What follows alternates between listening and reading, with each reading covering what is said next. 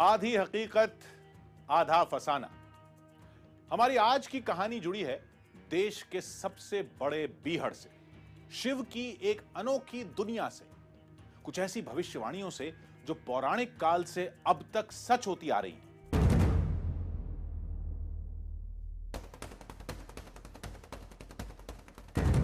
दुनिया का सबसे बड़ा लोकतंत्र हिंदुस्तान में और लोकतंत्र का सबसे बड़ा मंदिर दिल्ली में। लेकिन अगर संसद भवन ये है तो फिर वैसा ही कुछ ये क्या है? अगर संसद भवन दिल्ली में है तो फिर ये इमारत कहां है?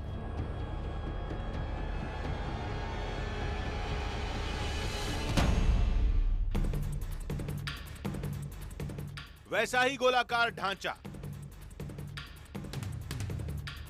खंभों की कुछ वैसी ही संरचना, बनाने वाले भी अलग, बनाने का वक्त भी अलग। एक सांसदों की कर्म भूमि है तो दूसरी शिव की तपोभूमि।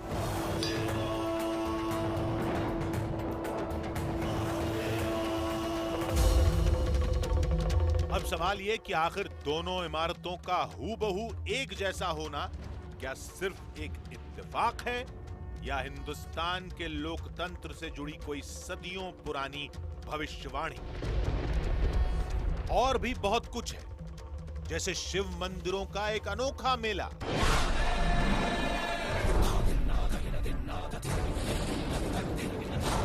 जो कंबोडिया के मंदिरों से मेल खाता है। आज चलिए देश के सबसे बड़े बीहड़ में, शिव की एक अनदेखी दुनिया में, तंत्र साधना के युगों पुराने केंद्र में,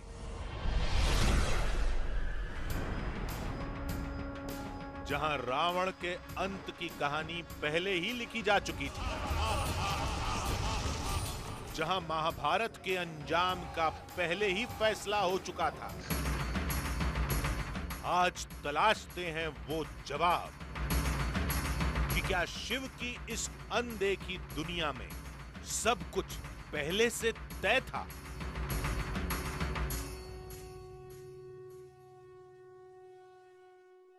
ये कहानी है चंबल की। जी हां, डाकुओं और बागियों का चंबल। उन इलाकों में दशकों तक डकैतों की हुकूमत चली, जहां कई ऐसे इलाके हैं जहां आम आदमी तो क्या, पुलिस के कदम भी नहीं पड़े थे। लेकिन बागियों का राज खत्म हुआ तो चंबल में कुछ ऐसे रहस्य सामने आए जिन पर यकीन करना बहुत मुश्किल था। जहां महादेव शिव का एक ऐसा संसार छिपा था जिसका जिक्र शिव पुराण में भी हुआ। दावा होता है कि वहां देश की पौराणिक और ऐतिहासिक कहानियों की भविष्यवाणी पहले ही हो चुकी थी। सबसे ज्यादा हैरानी उस शिव धाम को देखकर हुई जिसकी इमारत हूबहू देश की संसद से मेल खाती है। तो आज चलिए उन बीहड़ों के हैरत अंगेज सफर पर, कुछ अद्भुत विरासतों को देखने, कुछ अनसुलझे रहस्यों को तलाशने।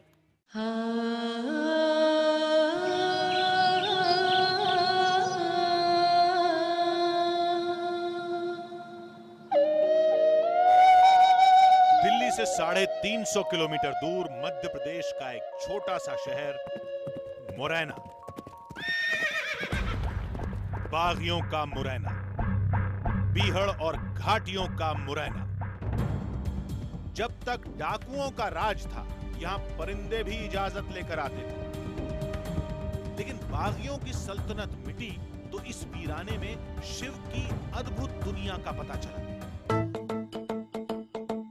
सबसे हैरत अंगेज है मुरैना का मितावली गांव, जिसकी ऊंची पहाड़ी पर बना है शिव का एक सदियों पुराना मंदिर।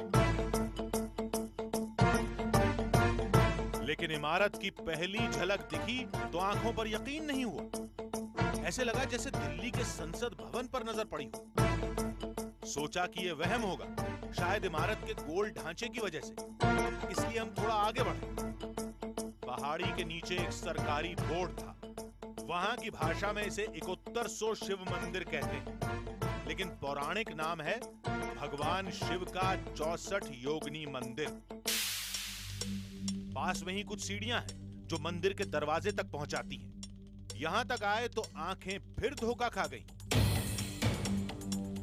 ऐसा लगा जैसे हम वाकई दिल्ली के संसद भवन के बाहर खड़े हों। लोगों ने बताया कि असली अजूबा तो इमारत के अंदर है, लेकिन भीतर जाने से पहले मंदिर के बाहर की तस्वीरों को कैद करना जरूरी था।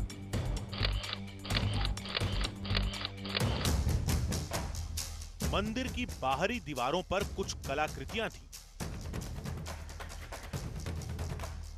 बताया गया कि इनका रिश्ता शिव की योगिनियों से है, यानी शिव की 64 शक्तियां।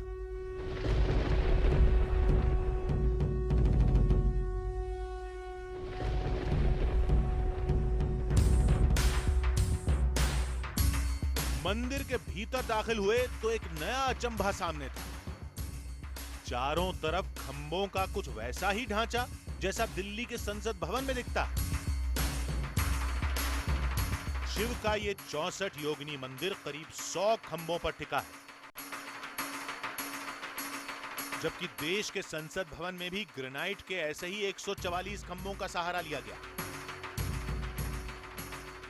यानी हूबहू वैसा ही गलियारा, वैसी ही कारीगरी। नमस्कार, मेरा नाम सुहेल है।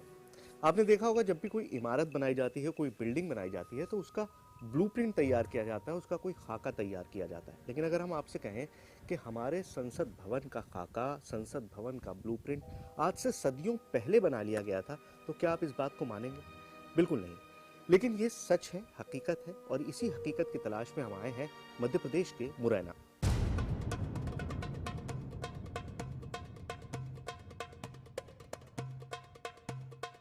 दिमाग में सवाल आया कि क्या संसद भवन बनाने वालों ने इमारत का ढांचा इसी मंदिर को देखकर तैयार किया था?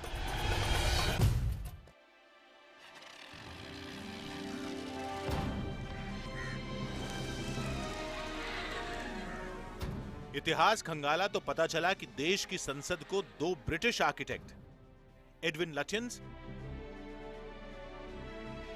और हर्बर्ट बेकर ने डिजाइन किया था।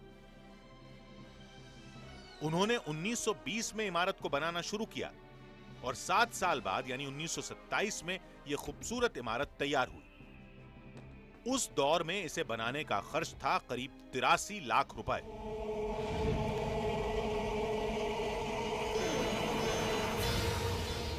लेकिन कहा जाता है कि एडविन लटियंस और हर्बर्ट बेकर कभी चंबल के इन इलाकों तक नहीं आए,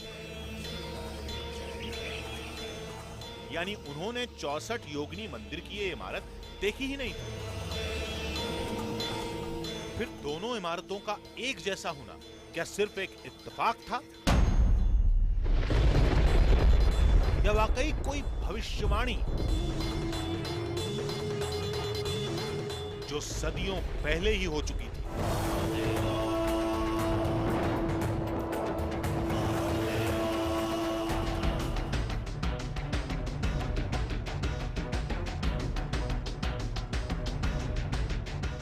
ऐसा होने की वजह भी बताई गई।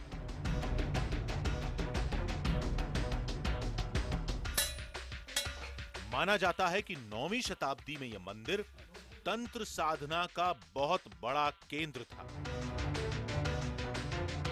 जहां शिव की 64 योगिनियों को जागृत करने की कला सिखाई जाती थी,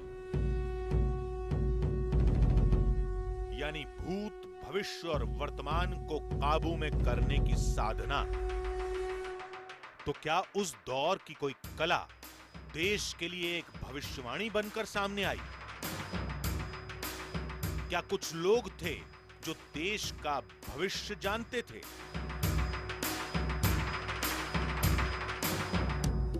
वो असल में क्या है कि वो तांत्रिक है, और ये उस समय के राजाओं ने उसे तंत्र विद्या सिद्ध करने का स्थान है, और महादेव का है।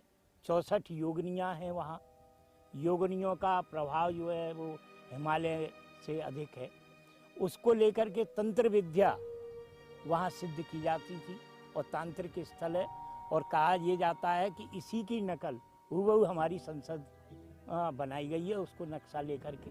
और आज भी ये है कि अगर अकेला कोई आदमी जाएगा तो भूल भुलैया हो जाएंगी, उसमें से निकल नहीं पाएगा। ये वहाँ का तंत्र का प्रभाव है। ये मंदिर किसने बनवाया, इसका सटीक अंदाजा किसी के पास नहीं, लेकिन इतिहासकार मानते हैं कि 13वीं शताब्दी में इसे सजाने संवारने का काम उस वक्त के महाराज देवपाल ने किया था।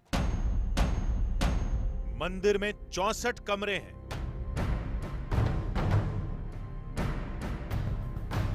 हर कमरे में एक शिवलिंग स्थापित है और हर शिवलिंग में छिपी हैं कुछ अद्भुत शक्तियां भी।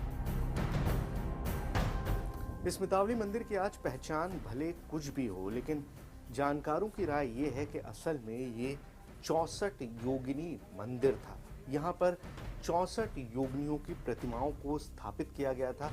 और आप देख सकते हैं ये छोटे छोटे कमरे इस पूरे कॉरिडोर में जो बने हुए हैं, ये उन योगिनियों के लिए थे। असल चीज़ ये है कि ये तंत्र विद्या सीखने सिखाने के लिए बनाया गया एक मंदिर, एक यूनिवर्सिटी है।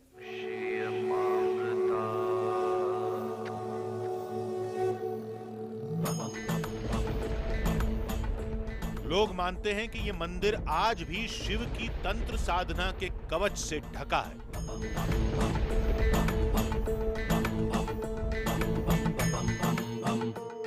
इस मंदिर में रात को रुकने की इजाजत किसी को नहीं, न कोई इंसान न कोई पक्षी। कहा जाता है कि उस सुरक्षा कवच की वजह से सदियों पुरानी इस इमारत में पक्षियों का कोई घोंसला तक नहीं है। कोई कितना भी तलाशे, लेकिन इस मंदिर में गंदगी का एक भी निशान नहीं मिलता। एक नाकाम कोशिश हमने भी की। शाम ढलने लगी, लेकिन इस मंदिर से जुड़े रहस्य अब भी सीना तान कर खड़े थे। हमें पता चला कि 64 योगिनी मंदिर से थोड़ी ही दूर पर शिव से जुड़ा एक और रहस्य है, जो हाल ही में दुनिया के सामने आया है। बटेसर मंदिर।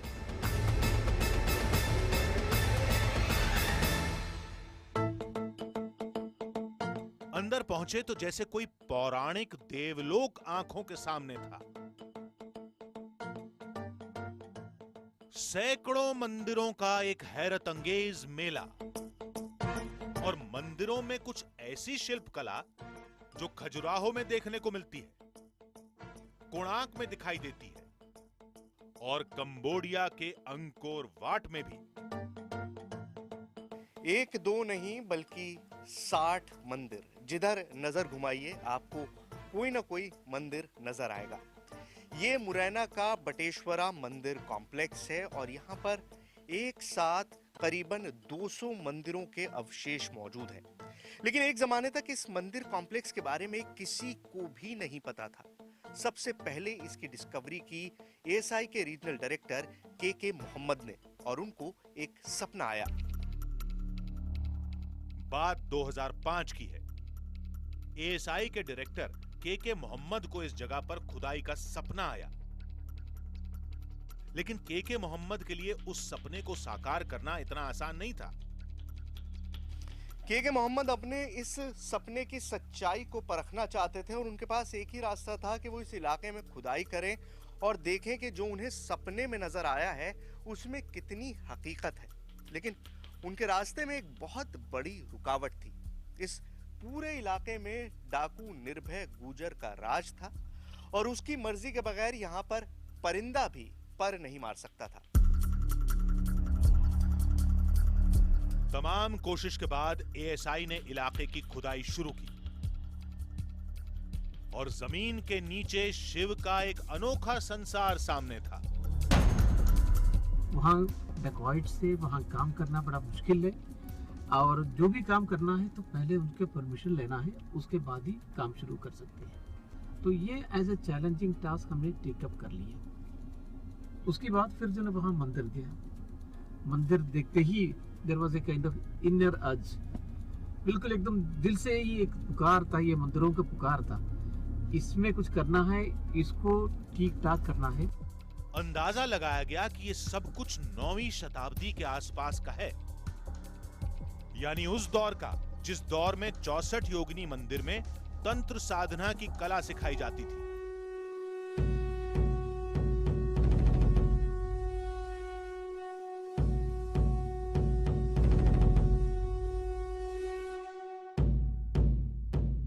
अब सवाल ये कि क्या इन दोनों मंदिरों के बीच भी कोई रिश्ता था?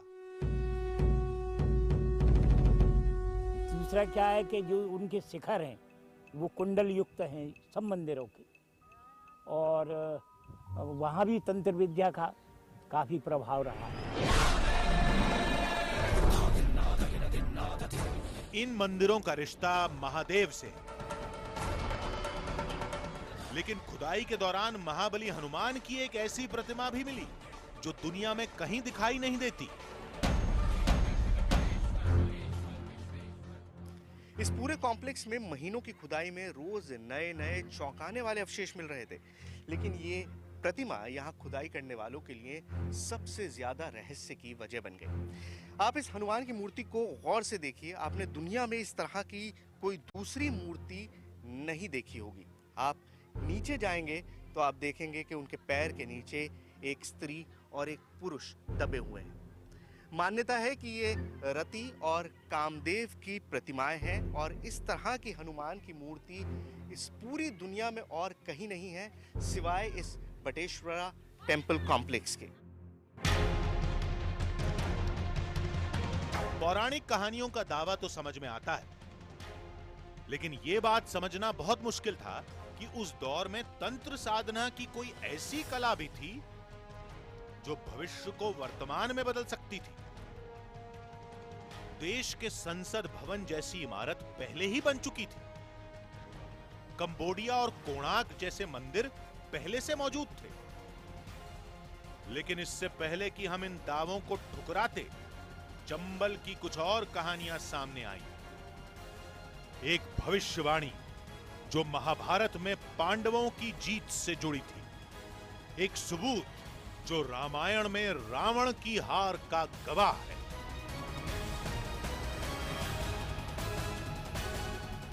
आधी हकीकत आधा फसाना। आपको अंदाजा भी नहीं होगा कि चंबल के वीराने में महाभारत और रामायण से जुड़े कई सबूत आज भी जिंदा हैं। दावा होता है कि वहां कुरुक्षेत्र में पांडवों की जीत और रामायण में रावण के अंत की भविष्यवाणी पहले ही हो चुकी थी। शायद कुछ ऐसी जगह हैं जिनका जिक्र ग्रंथों में तो हुआ, लेकिन डाकुओं की दहशत में वो तस्वीरें दुनिया तक पहुंची ही नहीं। मुरैना का कुंतल गांव। महाभारत के मुताबिक जिस जगह पर आज ये मंदिर खड़ा है, वहां 5000 साल पहले राजा कुंती भोज का महल था। राजा कुंती भोज यानी पांडवों की मां कुंती के पिता, और इस मंदिर में मौजूद है महाभारत के एक बहुत बड़े योद्धा की जीती जागती कहानी। सुनकर यकीन भी नहीं होता कि इस बीहड़ में आज भी ऐसी जगह मौजूद है जहां पर महाभारत काल के निशान मौजूद हो। ये बात हम नहीं कह रहे, इस पूरे इलाके के लोग हमेशा से मानते आए हैं कि यहाँ पर कुछ ऐसे निशान मौजूद हैं जिनका सीधा ताल्लुक महाभारत काल से है, कर्ण से है। आइए आपको दिखाते हैं। कर्ण, कुंती पुत्र कर्ण, सूर्य पुत्र कर्ण। दावा होता है कि कर्ण का जन्म चंबल की इन्हीं पहाड़ियों पर हुआ था, और महाभारत की उस कथा से जुड़े कुछ निशान आज भी सबूत बनकर मौजूद हैं।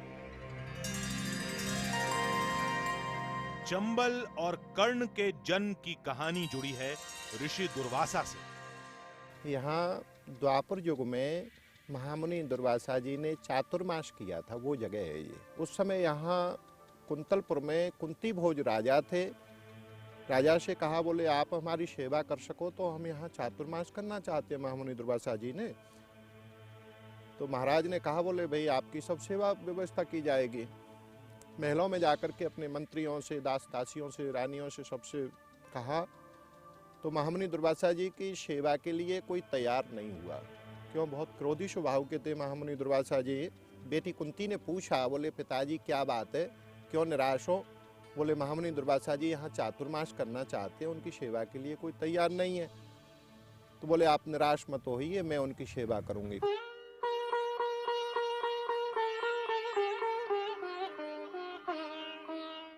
उन्होंने बड़ी आराम से सेवा पूजा की।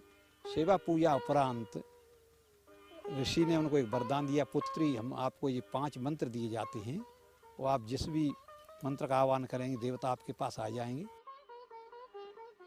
हम तुम्हारी सेवा से अति प्रसन्न हुए राजकुमारी। मांगो, हम तुम्हें क्या वरदान दें? ऋषिवर, आप तो भविष्य में झांक सकते हैं। मुझे कोई ऐसा वरदान दीजिए जो भविष्य में मेरे काम आए। अच्छा, तो हम तुम्हें ऐसा मंत्र देते हैं जिसके जप करने से तुम देवलोक से जिसे भी बुलाना चाहोगी उसे आना ही पड़ेगा। कुंती देवी ने विचार किया, मंत्र में इतनी शक्ति कैसे हो सकती है? देवलोक से देवता नीचे मृत्युलोक में कैसे आएंगे? भगवान सूर्य का भी मंत्र था, भगवान सूर्य का इस जगह आवाहन किया है। भगवान सूर्य नीचे उतर पड़े।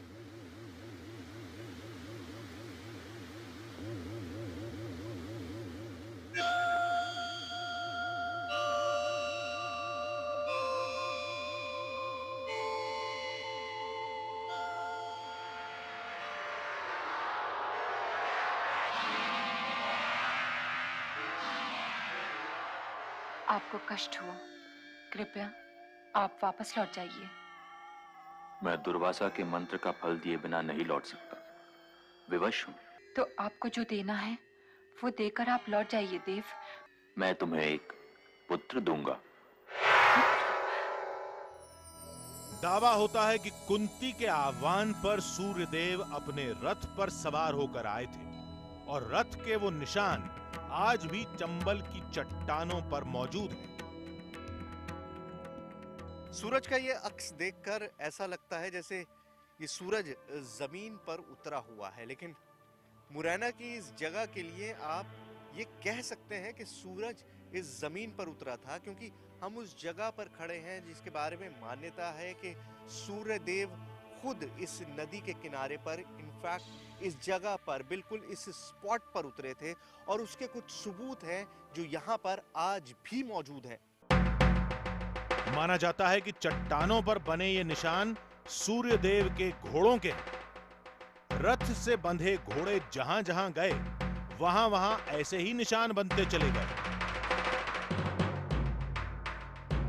तो आपने टेलीविजन पर महाभारत सीरियल देखा होगा, उन किरदारों को देखा होगा, लेकिन मैं दावा कर सकता हूं कि आपने महाभारत के सच्चे सबूत सामने नहीं देखे होंगे। मैं आपको दिखाता हूं, ये देखिए, ये है महाभारत के जिंदा सबूत।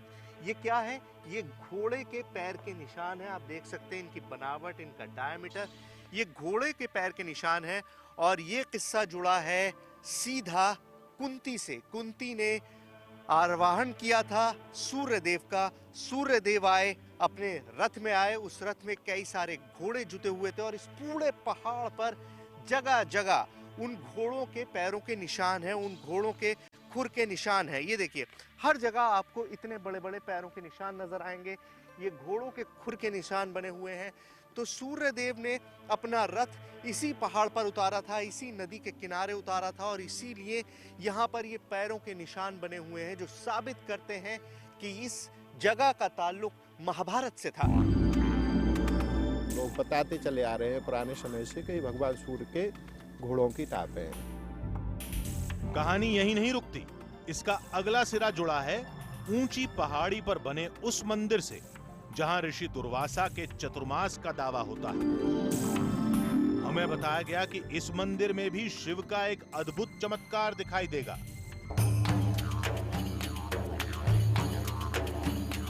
मंदिर के अंदर एक शिवलिंग मौजूद था, एक गोलाकार शिवलिंग। बताया गया कि यह शिवलिंग द्वापर युग का है और ऋषि दुर्वासा के चतुर्मास का गवाह भी। साइज इस प्रतिमा का अपने आप बढ़ता जा रहा है। अगर मैं आपको दिखा सकूं, काफ़ी मुश्किल है क्योंकि नीचे है। सन 2001 में सीमेंट लगाई थी खुद महाराज ने अपने हाथ से, और वो सीमेंट ज़मीन को छूती थी। ये आप देख रहे हैं उस सीमेंट के अवशेष हैं, और ये ज़मीन से अब इतना ऊंचा उठ चुके हैं, मेरी उंगली इसके नीचे जा पा रही है। तो ये जैसा इन्होंने बताया कि ये पूरी प्रतिमा, साइज इस प्रतिमा का बढ़ता जा रहा है, और ये अब से नहीं है, ये बहुत पहले से है। प्रतिमा भी बहुत पुरानी है। कितनी पुरानी है और इसके बारे में आपने कब सुना? महामुनि दुर्वासा जी ने यहाँ चातुर्मास किया था, उस समय ऐसा बताते हैं कि ये प्रतिमा ऐसी जगह थी। जब दुर्वासा ऋषि ने यहाँ चातुर्मास किया था उस समय भी ये प्रतिमा। और लोगों ने भी बताया होगा कि इसका साइज जो बढ़ रहा है। हाँ, लोग जैसे 80-90 साल के जो बुजुर्ग हैं वो बताते हैं कि हमने ये एक सर के बराबर देखी, जैसे सर होता है इतनी बड़ी देखी है पहले। पास में ही एक और धाम है, हरिसिद्धि देवी का मंदिर। डाकुओं के राज में दशकों तक ये धाम लोगों की नजर से दूर रहा। दावा होता है कि यही वो मंदिर है जहां महाभारत के युद्ध में पांडवों की जीत की भविष्यवाणी हुई थी। ये कहानी जुड़ी है देवी हरिसिद्धि और भगवान श्री कृष्ण से। जब कौरवों और पांडवों में महाभारत हुआ था तो कुरुक्षेत्र में तैयारी चल रही थी, तो कृष्ण भगवान ने बोला पांडवों से कि आपकी विजय कौन कराएगा, किसी देवी का निमंत्रण वगैरह दोगे या नहीं दोगे, कि आप जगत बताओ, आप चाहो वही होगा। महाभारत के मुताबिक श्री कृष्ण के कहने पर पांडवों ने उज्जैन में हरिसिद्धि देवी की आराधना की और उनसे कुरुक्षेत्र चलने का वरदान मांगा। देवी की आराधना की, देवी ने प्रसन्न होकर कहा कि चलो मैं आपके साथ चलती हूँ, पर मेरी कुछ शर्तें हैं। जहाँ आप रुक जाओगे, मैं कोई साधारण वो नहीं, वहाँ मैं रुक जाऊँगी। उन्होंने कहा हाँ। भगवती चले आए, यहाँ होके निकले तो उनकी ननसार होने के नाते या प्रकृति की जो व्यवस्था होने के नाते वो रुक गए और देवी की व्यवस्था कुंतलपुर में हो गई। कहते हैं देवी का ये मंदिर महाभारत काल से मौजूद है, लेकिन एक बात है जो देवी के इस मंदिर को दूसरों से जुदा करती है। तो हरसिद्धि माता के इस मंदिर की कहानी को आपने समझ लिया, और आप ये भी समझ गए होंगे कि महाभारत के युद्ध में पांडवों की जीत में कितनी अहम भूमिका रही इस मंदिर की।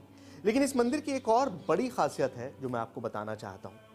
जहाँ पर भी माता की मूर्तियाँ स्थापित होती हैं, उनका मुंह जो है वो पूरब की तरफ होता है, लेकिन यहाँ पर मूर्ति का मुंह जो है वो उत्तर की तरफ है, और कुरुक्षेत्र उत्तर की तरफ ही है।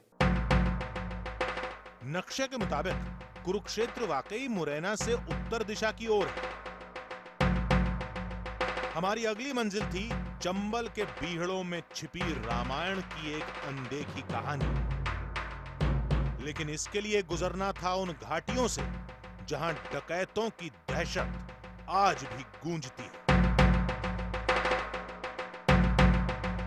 इन इलाकों में डकैतों का राज अब खत्म हो चुका है, लेकिन बागियों के छोटे मोटे गुट आज भी हैं।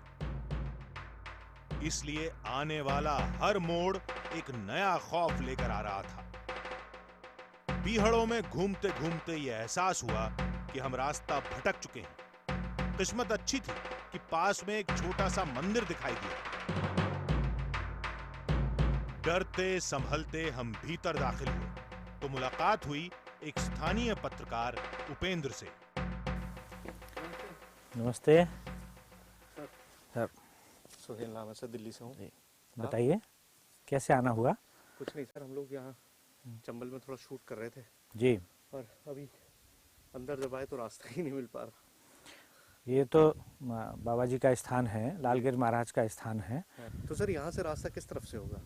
ये यहाँ से 200 मीटर पीछे जाना पड़ेगा। वहाँ से एक रास्ता चंबल की तरफ गया है, यहाँ से घूम के जाएंगे। यहाँ से घूम के नदी की तरफ जाना पड़ेगा। रास्ता मिल नहीं पाएगा, आप दिखा देंगे? नहीं, चलिए हम चलते हैं। चलिए आगे चलिए। उन बीहड़ों में सफर का अगला पड़ाव शुरू हुआ।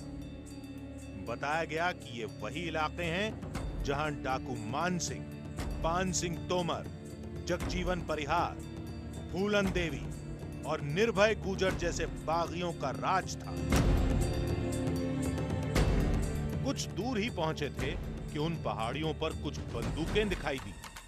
डाकुओं के वहम से दिल कांप उठा, लेकिन पास जाकर देखा तो ये बागी नहीं, पुलिसकर्मी थे। जो बीहड़ में पेट्रोलिंग के मकसद से आए थे। अब हमारी टीम इस सफर का हिस्सा बन गई। सोचा कैमरे की नजर से उन इलाकों को दिखाया जाए जहां बागियों के गुट कानून से बचकर बरसों तक छिपे रहे। अब आपके जहन में सवाल ये उठ रहा होगा कि आखिर सारे बागी इस बीहड़ में ही क्यों हैं? जवाब आपके सामने ही है। यहाँ हर कदम चलना, हर कदम रखना जान पर खेलने के बराबर है। जाहिर है ऐसे में कोई आम आदमी तो यहाँ का रुख करेगा नहीं, और पुलिस को भी यहाँ पहुँचने के लिए कितनी मशक्क़त करनी पड़ती है इसका अंदाज़ा आप खुद लगा सकते हैं। एक एक कदम यहाँ पर चलना भारी होता है, और इसीलिए उस वक्त ये छुपने का सबसे शानदार इलाका था। जो भी कानून से भागता था या कानून के खिलाफ कोई काम करता था वो इन बीहड़ों में आकर छुप जाता था और हमेशा के लिए आंखों से ओझल हो जाता था। कुछ ही देर बाद देश की सबसे साफ नदी यानी चंबल हमारे सामने थी। हमें चंबल नदी की मशहूर डॉल्फिन तो नहीं दिखी, लेकिन नदी में गोते लगाते कुछ घड़ियाल जरूर दिखाई दिए। चंबल के बीहड़ या यूं कहे रिवाइंस को समझने के लिए आपको इस चंबल नदी को समझना पड़ेगा। इस चंबल नदी का इतिहास बहुत पुराना है। त्रेता युगीन नदी है जिसका सीधा ताल्लुक भगवान परशुराम से था। इस नदी का असल में नाम था चमरण्यवती, यानी चर्म को धोने वाली, खाल को धोने वाली। बताया गया कि देश के बीचों बीच मौजूद इस नदी के इतना साफ होने की भी अपनी कहानी है। चंबल नदी की सबसे बड़ी खासियत है इसमें मिलने वाली रिवर डॉल्फिन्स और इंडियन घड़ियाल्स। इसकी वजह यह है कि ये इस सब कॉन्टिनेंट की सबसे कम पोल्यूटेड, सबसे कम प्रदूषित नदी है, और अच्छी बात भी है। लेकिन आप जानते हैं कि इसके पीछे एक बड़ी वजह है द्रौपदी का श्राप, जिसकी वजह से कोई भी इस नदी के पानी को इस्तेमाल करने से बचता है।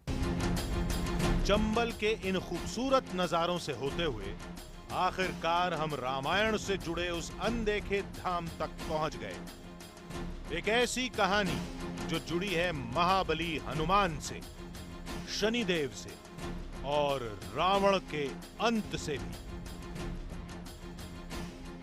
आधी हकीकत आधा फसाना।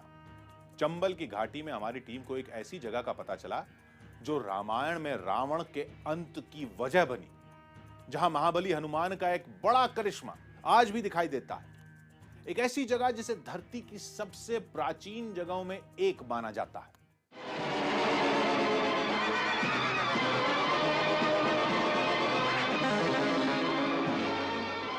लंका दहन की यह कहानी फिल्मों और टीवी सीरियल में कई बार देखी होगी, लेकिन कम लोग ही जानते हैं कि इस कहानी का एक सिरा मुरैना के इस धाम से भी जुड़ा है।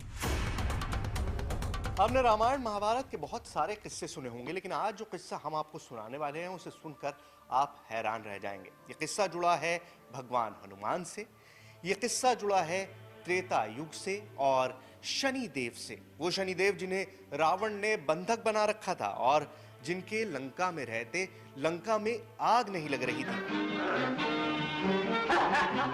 रामायण के मुताबिक महाबली हनुमान ने सोने की लंका में आग लगाई तो लंका और सुनहरी हो गई, और तभी महाबली हनुमान उस जगह पर पहुंचे जहां रावण ने शनिदेव को कैद किया था।